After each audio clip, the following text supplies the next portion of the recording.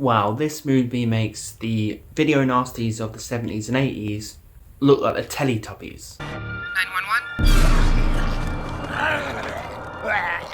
Do you have an emergency? I'm very interested in what you guys thought of this movie because I just finished watching it and my mind is spinning right now. But yeah, let me know what you think of Terrifier 2 in the comments, and don't forget to subscribe for Movie Geek content. We talk about horror, we talk about all sorts of other Movie Geek stuff. Subscribe and join the Movie Geek family. This is no hyperbole, guys. I genuinely think Terrifier 2 might be the most insane horror movie I've ever seen. I still can't believe what I witnessed, really. I mean, the first Terrifier was a mental movie, don't get me wrong, crazy movie. But this is just beyond anything possibly I've ever seen. You know, I've seen a lot of horror movies. I have. You know, I've seen 70s and 80s video nasties. But to be fair, a lot of them were labelled video nasties with no reason, really. They weren't as brutal as they were made out to be. This movie is basically what the people who wanted to censor movies in the 70s and the 80s thought those video nasty movies were. This is absolutely bonkers. Of course, the crazy, mental Art the Clown returns in this, and I really like him as a character. I think it's a very nightmarish character. I think we need that sort of thing in horror again. We need a character who's new, who can stand up to the likes of Michael Myers and Jason as a memorable horror villain. I love the whole silent mime idea, and I love the fact that he's so morbid and so horrible, and his humour's so sick, and literally he can do the worst murder ever, and then he can still make you laugh in this really horrible way in which you know you shouldn't be laughing, but it's just his antics. You never know what you're going to get when you watch Art the Clown, and you never know what you're going to get when you watch a Terrifier movie. This movie basically takes what we know of slashers and is inspired by it, but basically jumps off from it. You know, it's kind of like Freddy in a way, where Freddy enjoys torturing his victims, he does elaborate kills, this and that, but Freddy never got this morbid, Freddy never got this insane. This is literally every single slasher killer turned up to 11. These go to 11. Terrifier 2 is certainly more ambitious than the first Terrifier. This is basically the first film with more stakes, with more happening, with more crazy ambition to the storyline. None of it makes sense, absolutely none of it, but strangely, it just works. There's this heightened reality in this universe of films, and anything goes in Terrifier. And it almost feels like there's no shark to jump. There never has been with this. You know, there's no rule book to rip up. This is literally like watching a nightmare on screen, and it's as absurd as a nightmare gets. It's as absurd as a dream world can get. You are all just watching Art the Clown's world, and it just operates how he wants. That's what these films are. These films are literally like watching the mind of Art the Clown unfold on screen. So Art the Clown is of course back, and he's targeting whoever he wants, of course. I mean, there's no real logic to who Art the Clown targets. There is a survivor of his crimes in the first film. She's now horribly disfigured, and she's hiding away, and your heart goes out to her, except for Art the Clown's, because he just enjoys laughing at it. It's just, you know, the sickness and the horribleness of this character just makes him so, gets under your skin. He's horrible, he's disgusting, and then the next second he will start doing his mime routine, and it's just this weird mix of innocent and truly horrible. The kills in this, you know, I cannot put into words how insane they are. You know, if you think you've seen insane kills, think again. You know, if you think you're a gore horror hound, think again until you've seen Terrifier 2. I'm dead serious it. I've seen loads of horrors. I've seen every horror that's out there, really.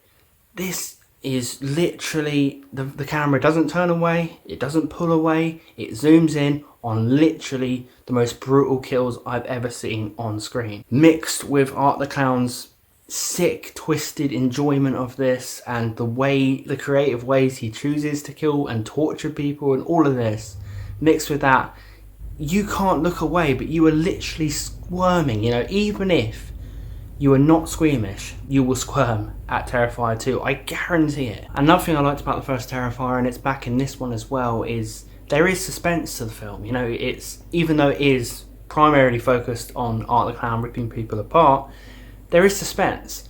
You know, the moments where Art the Clown uses psychological torment on his victims is just horrible to watch and gives you a shiver. Scene in this where Art is stalking one of his victims, and he just goes into a shop and just stares at her.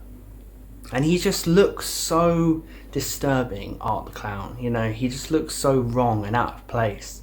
And a lot of the scares in the Terrifier films, even more than the kills, are just Art standing there, uncompromisingly, in your face, out of place, just really shamelessly mentally torturing his victim, and it just makes you feel so uncomfortable. Like, Art the Clown doesn't even really bother to stalk victims. He'll just go right out to them in the open and just annoy them in the most horrible way he can think of. Like, he doesn't choose to stalk, he's not that sort of killer. He just enjoys being in your face, and in a way, he just enjoys staring you down and coming into your space, invading your space. There's a little kid in this whose sister gets targeted by Art, and the kid is kind of a tribute, I thought, in a way, to Tommy in the Friday the 13th films, Friday the 13th Part 4. I thought it was kind of that vibe where this kid kind of is the key to defeating Art in some way. The movie does hint that possibly Art's evil, kind of like Michael Myers' evil in Halloween, can be passed on. It's kind of that idea. But, you know, unlike Halloween Ends, this movie doesn't take itself remotely seriously or anything like that. So all the plot stuff they introduced is just wild and reckless and crazy and throwing stuff at the wall, and it just kind of works because that's what it is. That's what it's doing. It's a zany, crazy, rebellious horror movie. You know, it doesn't need to make sense. There's this crazy ghost girl in this who shows up, who is literally terrifying whenever she's on screen. She's really scary. She's almost as scary as Art the Clown, if not scarier. I mean, that little girl has a stare that can make anyone hide behind the sofa. Not that I did, of course. The culmination feels very big time in this. It's one of the best slasher movie culminations I've seen in years. It seems like the stakes are there. It seems like the scares are there. And the brutality is there. And the great final girl's there. And you have this young boy who's trying to fight Art, and Art is there. It's the whole last act of this film is just your eyes are glued to the screen. It's insanity personified, and actually with a lot of horror and suspense and tension and great techniques thrown in there. Some great chases where you're on the edge of your seat. But then, of course, that fight between the final girl and Art, it's way better than the final fight between Michael Myers and Laurie Strode in Halloween Ends, I'll tell you that much. If you're a horror fan, you need to watch Terrifier 2, but be prepared. Even if you're used to horror, this movie should come with a warning. You know, this is just gleefully, brutally insane. And just go, go, go, don't stop. Just keep pushing things. Just keep going over the top and over the edge. It might be too much for some people. You know, and I guarantee we're going to get Terrifier 3. I don't know what they can do, because they drive with a bloody Ferrari through the edge of any level of good taste, of any level of filmmaking in the past. It's way more insane than the first Terrifier. It's way more insane than lots of slasher movies. It's way more insane than any horror movie that's come out in the last 10 years. That's how mental what happens in Terrifier 2 is. You have been warned. I do have a few criticisms, such as how does Art just go out in broad daylight and never get caught? Where are the bloody police? Like, he just feels so untouchable. Like, the police are nowhere to be seen in this bloody city. Like, I know they don't know he's back, but there's bodies piling up everywhere. And Art just never seems to have any opposition whatsoever. He can just walk around and do as he pleases.